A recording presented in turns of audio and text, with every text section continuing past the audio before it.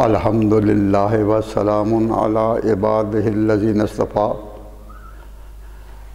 خصوصاً علی سید الرسل و خاتم الانبیاء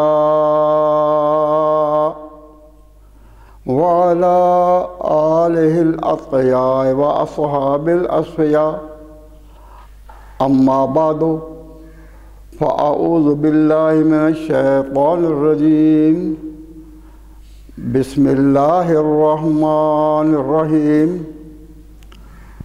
لقد کان لکم فی رسول اللہ اسوۃ حسنہ صدق اللہ مولانا العظیم۔ حضرات علماء کرام واجب الاحترام، بزرگان قوم، سامعین عزیز، دوستوں، بھائیوں اور طالب علموں، آج یہ مجلس اس لحاظ سے مبارک ہے کہ اس میں موضوع خطاب سیدنا حضرت امام حسین رضی اللہ تعالیٰ عنہ کی یہ بے مثل قربانی ہے، اور اس کو خراج تحسین ادا کرتے ہوئے ہم پورے پس منظر کو تھوڑا سامنے رکھتے ہیں۔ مختلف حضرات علماء کرام نے اس پر بیان کیا، اپنی عقیدت کا اظہار کیا۔ اس کے بعد تو میں نے مفتی صاحب کو کہا تھا کہ کیا دعا کرنی ہے، تو میں دعا کے لیے حاضر ہو جاتا ہوں، ورنہ آج ہی اتنی زیادہ سردی ہے کہ اس کو گرمی میں کیسے تبدیل کیا جائے۔ تاہم انہوں نے ایسے وقت میں کہا کہ جس میں سوائے تائید کے جو کچھ کہا گیا پہلے اس کی تائید کرتے ہیں، اور ایک نصیحت ہے۔ نصیحت کیا ہے کہ آزاد قوموں کا ترازو لینے اور دینے کا ایک ہی ہوتا ہے۔ اگر وہ اپنی دکان پر، اپنی منڈی پر، آڑت کی دکان پر بیٹھے ہیں اور ان کے پاس لوگ مال لاتے ہیں اور یہ بھی مال کسی کو دیتے ہیں، تو دینے اور لینے کا ترازو ایک ہی ہونا چاہیے یا مختلف؟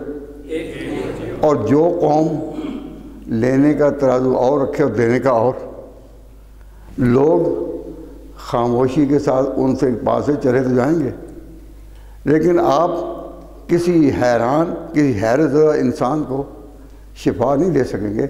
تو یہ بات پکی ہے کہ لینے کا ترازو اور دینے کا ایک ہی ہونا چاہیے۔ اس میں میں صرف یہ عرض کرتا ہوں کہ ایک پروپیگنڈا جو اخباروں میں، اشتہاروں میں، ذکر کے اداروں میں عام تقسیم ہوتا ہے کہ حضرت حسین رضی اللہ تعالیٰ عنہ سیاست کے طور پر اقتدار لینے کے لیے، حکومت اپنی قائم کر سکیں اس کے لیے نکلے تھے۔ حقیقت یہ ہے کہ یہ بات بالکل غلط ہے۔ آپ اقتدار لینے کے لیے یا خلیفہ بننے کے لیے نہیں نکلے تھے۔ یہ وہ خاندان ہے، حضور اکرم صلی اللہ علیہ وسلم کے وہ پروردہ ہیں کہ ان کو حکومتیں دینی آتی ہیں، لینی نہیں آتی۔ آپ پیچھے ذرا تاریخ کی طرف الٹ کر دیکھیں کہ حضرت سیدنا حسن رضی اللہ تعالیٰ عنہ، ان کے پاس عراق کی ایک مختصر سی حکومت تھی۔ ذرا پھر غور فرمائیں، ان کے پاس عراق کی، جس کا کیپٹل کوفہ تھا، وہاں ایک حکومت تھی، اور ان کے والد نے اس حکومت پر 4 سال کے قریب عرصہ گزارا تھا۔ ان کے خیر خواہ بھی تھے، وہاں عزت کرنے والے بھی تھے، جان پہچان والے بھی تھے، اور جب حکومت ان کی 4 سال سے چلی آ رہی تھی تو ظاہر ہے کہ اس میں عوام کے رعیت کی ضرورتیں پوری ہوتی تھیں، ان کے حقوق بھی ادا ہوتے تھے، اور نظام سارا قائم تھا۔ اس پر سب کا اتفاق ہے، اتنی حکومتوں کے پاس تھی، اور حضرت علی مرتضیٰ کی شہادت کے بعد قوم نے حضرت حسن کو چنا تھا۔ اس میں کوئی مقابلے کی اور کوئی ویو اس میں ہے ہی نہیں. نو پیرل آن دس پوائنٹ ہے ہی نہیں. اور کہ حضرت حسن نے اپنے والد کو بھی حکومت کرتے پایا وہاں, اور اس پر ایک دن نہیں 4-5 سال کے قریب عرصہ گزرا. تو حضرت حسن اسی کے وارث ہوئے. حضور سے پوچھا گیا حضرت علی مرزا سے شہید ہوتے وقت جب روح قبض سے انسی سے پرواز کرنے کو تھی کہ آپ کے بعد کیا ہم حضرت حسن کو چنیں؟ تو فرمایا نہ میں انکار کرتا ہوں نہ اقرار کرتا ہوں, تم خود فیصلہ کرو. اس وقت حضرت علی مرزا کا جواب اس لیے تھا کہ تم خود کرو. کیوں؟ اگر تو ہوگا سربراہ عوام کا منتخب کردہ تو وہ ان کے سامنے پھر جواب دہ بھی ہوگا. اگر عوام کا منتخب کردہ نہ ہو, ایک آسمانی آواز اس کی حمایت میں ہو, تو پھر اس کو کوئی شخص نہیں کہہ سکے گا کہ نظام حکومت میں اور انتظامیہ میں یہ بات کیوں اس طرح ہے, کیوں اس طرح ہے, کیوں. وہ کہے گا تم کون ہو مجھے سوال کرنے والے. لیکن اسلام نے نظام حکومت میں یہ بنیادی چیز کہ ہر شخص کو اپنے حق کا بات پوچھنے کا, حتیٰ کہ ایک دفعہ حضرت عمر خطبہ دے رہے تھے تو ان کے بدن پر قمیض ایسی تھی جو 2 چادروں سے بنی تھی. تو ایک شخص کھڑا ہو گیا, کہا لا سمع ولا طاعۃ, کہ ہم آپ کی بات نہیں مانیں گے. انک استأثرت علینا, تو نے اپنے آپ کو رعیت پر, اپنے عوام پر ترجیح دی ہے. ہر ایک کو ایک ایک چادر ملی, یمنی چادریں جب تقسیم ہوئی ہر ایک کو ایک ایک ملی, اور یہ لمبی قمیض جو ہے 2 چادروں پہ باندھ نہیں سکتی. تو حضرت عمر رضی اللہ تعالیٰ نے یہ نہیں کہا کہ تم کون ہو مجھ سے سوال کرنے والے, میں تو اللہ رسول کا مقرر کرتا ہوں, تم کون ہو. نہیں, آپ نے سوال کو قبول کیا اور اشارہ کیا اپنے بیٹے کی طرف. تو بیٹے نے کہا جو میرے حصے کی چادر تھی میں نے اپنے والد کو دے دی, اور یہ قمیض ان 2 چادروں سے بن گئی. تو سربراہ جو ہے وہ عوام کے سامنے جواب دہ ہو سکے, اس کے لیے حضرت علی مرزا نے جواب دیا کہ میں نہ انکار کرتا ہوں نہ اقرار کرتا ہوں. اگر تم چنو تو تم کل سوال بھی کر سکتے ہو, پوچھ سکتے ہو, اور سربراہ کو پھر وجہ بتانی پڑے گی.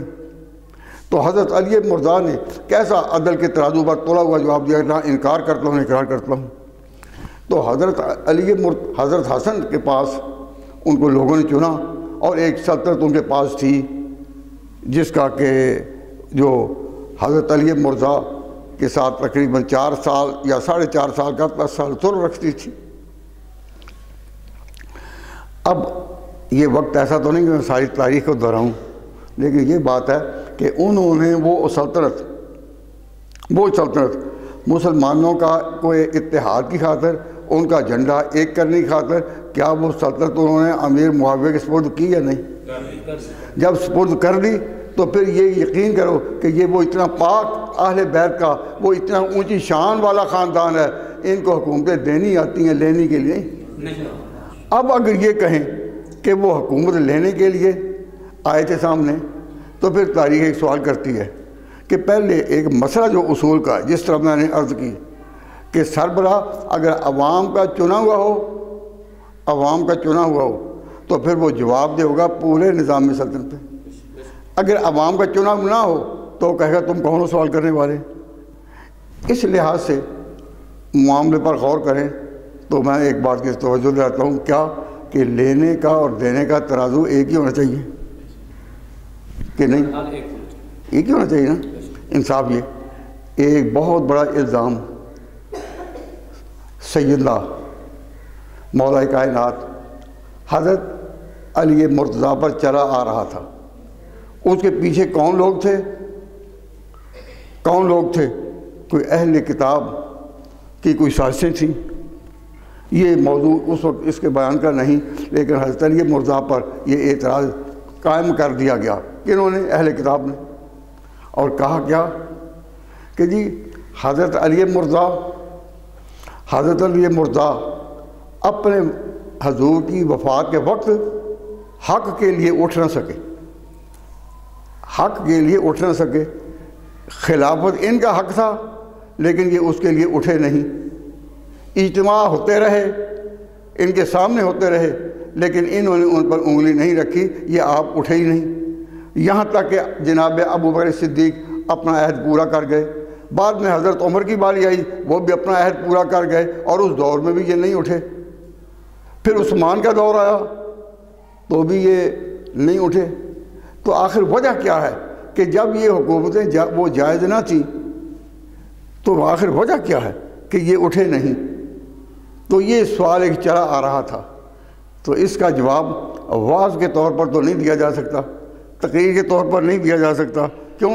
غرض یہ ہوتی ہے کہ مجمع میں جو شخص آئے وہ کچھ اطمینان کی دولت پا کر جائے، ان کو آپس میں الجھا دینا اور لڑا دینا یہ تو کوئی علمی میراث نہیں۔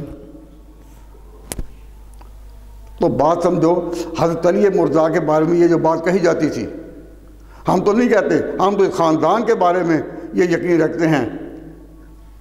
شہادت کیا ہے؟ ایک ورثہ محمد کے گھرانے کا، نیا عنوان ہے یہ حق و باطل کے فسانے کا، شہید عشقی واقف ہے اسرار محبت سے، وگرنہ کس کو آتا ہے سری کا سر کٹانے کا۔ بات کہہ دینی آسان ہے، سمجھنی بڑی مشکل ہے۔ تو حضرت علی مرتضیٰ پر یہ جو سوال تھا کہ اگر وہ خلافتیں غلط تھیں تو حضرت علی نے ان کو برداشت کیوں کیا، اٹھے کیوں نہیں؟ تو کچھ لوگ ان کو جواب میں کہتے تھے، کچھ لوگ جواب میں کہتے ہیں کہ جی ان کے پاس طاقت نہیں تھی، ان کے پاس طاقت نہیں تھی، زور ان کے پاس تھا، برادریاں ان کے ساتھ تھیں، قبائل ان کے ساتھ تھے، تو ان کے پاس طاقت نہ تھی۔ تو یہ بات ایک چلی آ رہی تھی۔ اب یہ بات ٹھیک ہے یا نہیں کہ طاقت نہ ہونے کی بنا پر وہ کھڑے نہیں ہوئے؟ یہ باتیں چلی آ رہی تھیں۔ اللہ تبارک و تعالیٰ نے حضرت حسین امام علی مقام کو یہ شان عطا فرمائی کہ انہوں نے میدان میں اپنا سر کٹا کر بتایا کہ اگر وہ خلافتیں بھی غلط ہوتی تو میرا باپ مجھ سے تو زیادہ تھا۔ آج اگر میں اس اختلاف پر کہ میں خلیفہ کو برداشت نہیں کرتا، پسند نہیں کرتا، میں اس کا اقرار نہیں کرتا، اگر آج میں جرأت کے ساتھ اس موضوع پر اپنا سر دے سکتا ہوں، تو اگر پہلے 3 خلافتیں بھی غلط ہوتی تو میرا باپ تو مجھ سے زیادہ غیور تھا۔ اب مثال کے طور پر قیامت کا منظر ہوگا، سب لوگ اپنے اپنے حق کے لیے آئیں گے، اور کربلا کا شہید علی اصغر، وہ بچہ جس کو حسین نے اٹھایا اور ظالموں نے ان کو تیر کا نشانہ بنایا، اگر وہ بچہ ہی کہے کہ یا اللہ میں بچہ تھا، مجھے پر یہ جو حالت آئی، میرے والد حالت پر آئی، تو میں اپنے والد سے پوچھتا ہوں کہ اگر آپ کے باپ آپ پر اس وقت اٹھتے تو آپ پر یہ حالت گزرتی۔ انہوں نے آپ کو بچایا لیکن مقابلے میں نہیں نکلے۔ میں نے کیا جرم کیا تھا کہ مجھے داؤ پر لگا دیا؟ اب باپ بیٹے کی جب گفتگو ہوگی، تصور کی دنیا میں اتریں، جب قیامت کے دن علی اصغر کی اور باپ کی گفتگو ہوگی اور بیٹا یہی کہے کہ جب آپ کو آپ کے والد نے بچایا کہ طاقت نہیں تھی لیکن میدان امتحان میں نہیں پھینکا، تو میں نے اور میرے بھائی علی اکبر نے کیا قصور کیا تھا کہ طاقت نہیں تھی تو ہمیں میدان میں ڈال دیا گیا؟ اگر باپ بیٹے کی یہ گفتگو ہو تو پھر ہم سوچیں کہ آپ کس طرح آئیں گے۔ اس وقت میں صرف آپ کو یہ بات بتانا چاہتا ہوں کہ حضرت حسین نے اپنے پورے خاندان اور علی مرتضیٰ اپنے والد کے پورے کردار اور ان کی پوری تاریخ کے گرد اس طرح حفاظت کا پہرا دیا کہ آج جو بھی علی مرتضیٰ پر اعتراض کرے کہ وہ مرعوب ہو کر طاقت نہیں تھی، دب گئے تھے، ہمیں جواب کے لیے حسین کی شہادت پیش کرنا کافی ہے۔ بے شک بے شک۔ ان تینوں کو کون مانتا ہے؟ پہلے 3 خلفاء جو ہیں ان کو کون مانتے ہیں؟ سنی، ان کو سنی مانتے ہیں نا، دوسرے تو نہیں مانتے۔ تو ان کی خلافت جو ہے وہ قابل اعتراض نہیں۔ اس کے لیے ثبوت فراہم میدان میں کس نے کیا؟ حضرت حسین نے۔ تو اس لیے میں سنی مسلمان کہتا ہوں کہ حسین تمہارا زیادہ ہے اوروں سے، کیونکہ اس حسین کی اس قربانی سے ان تینوں کی تصدیق ہوتی ہے سامنے۔ تو احسان تمہارا۔ اب کیا وجہ؟ کیا سر وارث تو حسین کے تم تھے اور تم باتیں نہیں کرتے؟ بھائی دیکھیے، اصول ہے ایک کہ انسان حق بیان کرنے سے اگر دوسروں کی طاقت کی وجہ سے زور کی وجہ سے دب جائے اور نہ کر سکے تو پھر ایک ہی جواب ایک ہی ہونا چاہیے کہ یا لڑنا ہے یا نہیں لڑنا. اگر لڑنا ہے تو حسین کا اسوہ تمہارے کافی ہے، اگر نہیں لڑنا تو علی کا تمہارے سامنے نقشہ کافی ہے. علی مرزا ان تینوں کے خلاف نہیں اٹھے اور حضرت حسین ظالم کے خلاف اٹھے. تو اب ایک عبادت ترازو لینے اور دینے کی ایک ہونی چاہیے. اگر ہم ایک ہی پیمانے پر سوچیں تو حضرت حسین آپ کے بڑے محسن ہیں. آپ سب سے زیادہ مجھے طالب علم بھی سوال یہ کرتے ہیں کہ حسین کی شخصیت کے بارے میں ایک ریمارک کریں تو آپ کیا کہیں گے؟ تو میں کہتا ہوں کہ اہل سنت والجماعت تو میرے لیے یہ سرمایہ فخر ہے. حضرت حسین سرمایہ فخر سب سے زیادہ یہ ہے کہ ان خلافتوں پر تصدیق کا نشان ان کی اس عظیم قربانی سے قائم ہوا. اب یہ دیکھیے، آپ سنیں، ہمیں نبی پاک صلی اللہ علیہ وسلم کے اسوہ کے بارے میں بتایا گیا کہ حضور کا اسوہ کیا ہے. اسوہ کا معنی زندگی، سیرت. تو انسان کی زندگی از کمپرائزڈ آف 2 پارٹس. یہ 2 حصوں کی ہے. انسان کی زندگی 2 حصوں میں منقسم ہے. One is called public life and the second private life. بھائی ایک ہے آپ کی پبلک لائف، وہ جو دنوں میں ظاہر ہوتی ہے، جو دکانوں پر ظاہر ہوتی ہے، جو کارخانوں میں ظاہر ہوتی ہے، جو مارکیٹوں میں ظاہر ہوتی ہے، جو حکومت کے ایوانوں میں ظاہر ہوتی ہے، جو اسمبلیوں میں ظاہر ہوتی ہے. تو یہ ہے پبلک لائف. اور ایک ہے پرائیویٹ لائف، جو پبلک لائف نہیں، صرف گھر کی. وہ کن کو پتہ ہوتا ہے؟ گھر والوں کو. تو پرائیویٹ لائف جو ہے اس کا پتہ ہوتا ہے گھر والوں کو، اور جو پبلک لائف ہوتی ہے اوپن ٹو آل.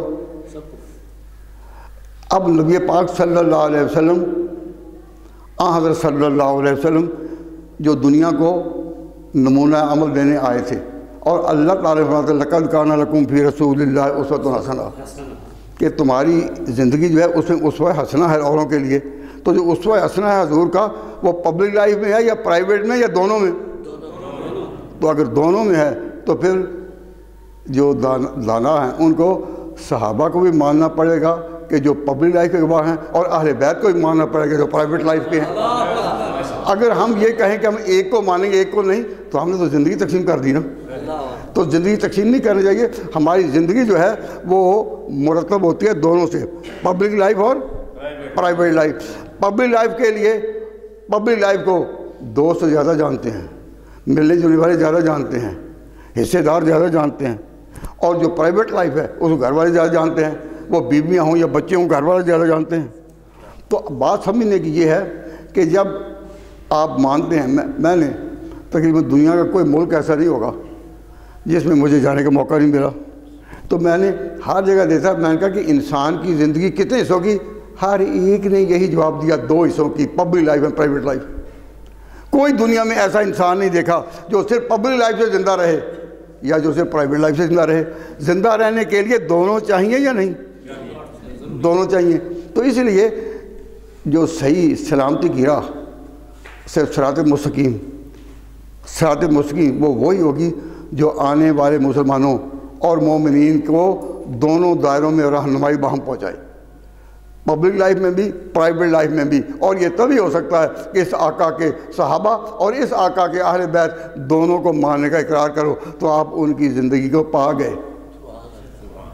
اگر کسی ایک پر رہو، ایک پر، تو پھر آپ نے ان کی پوری زندگی نہیں پائی. اور قرآن کہتا ہے لقد کان لکم فی رسول اللہ اسوۃ حسنہ، کہ تمہارے لیے اس رسول کی زندگی میں کامل نمونہ ہے.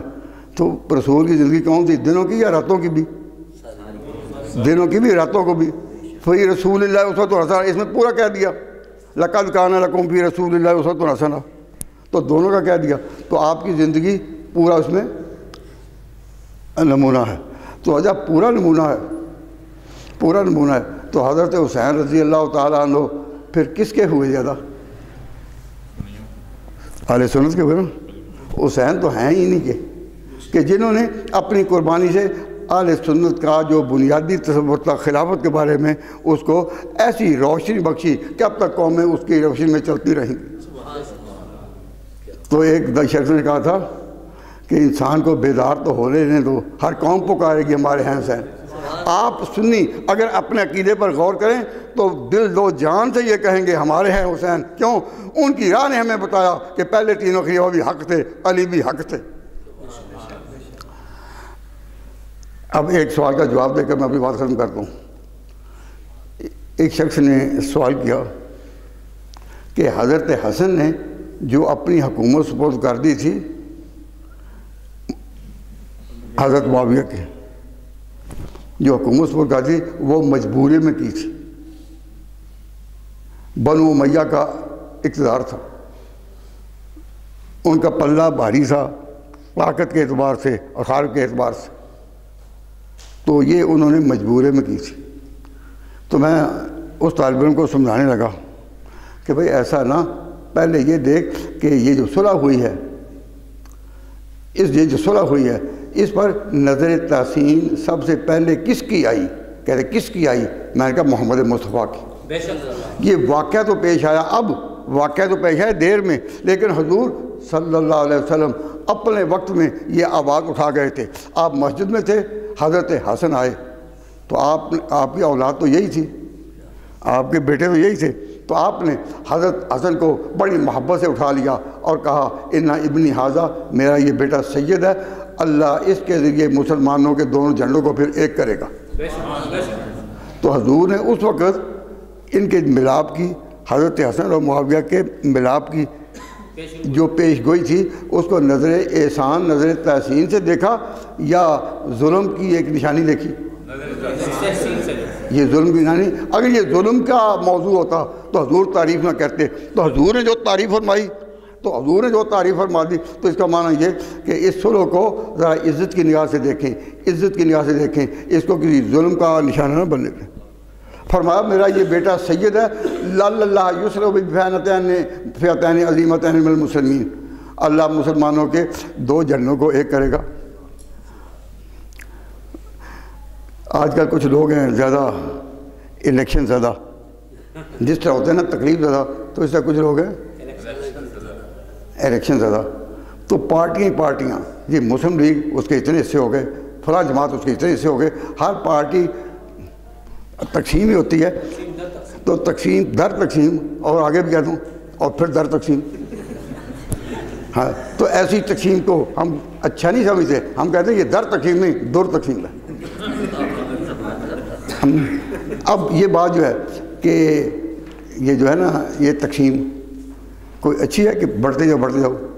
تو طالب علم نے سوال کیا کہ پوری تاریخ مسلمان جب آپس میں لڑتے ہیں دو جدا ہوئے پھر کبھی اکٹھے ہوئے ہیں؟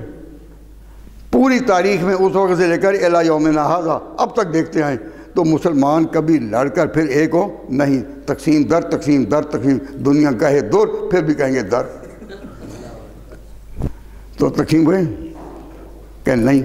میں نے کہا پھر ہم اہل سنت کہتے ہیں جو صحابہ ہیں ان کی مثال نہیں، صحابہ کا گروہ ایسا ہے کہ یہ دو حصوں میں تقسیم بھی ہوئے اور پھر ایک ہو گئے۔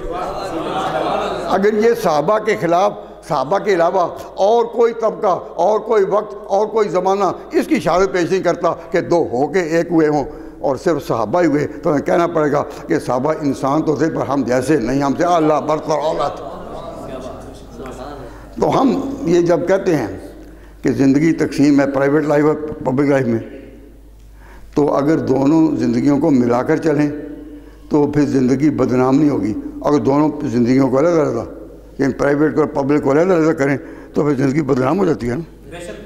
تو ہمیں اپنے آپ کو بدنامی سے بھی بچانا ہے، اور بدنامی سے بچاتے ہوئے ہم کہیں کہ زندگی ایک ہے اور ایک ہے۔ جس طرح دونوں ہاتھوں کو ہاتھوں میں ڈالا جائے اور انگلیوں کو انگلیوں میں ڈالا جائے تو ایک دائرہ اتحاد قائم ہوتا ہے، اور قطب ولایت کی بنا ہی اسی پر ہے کہ لینے اور دینے کے ترازو ایک ہوں۔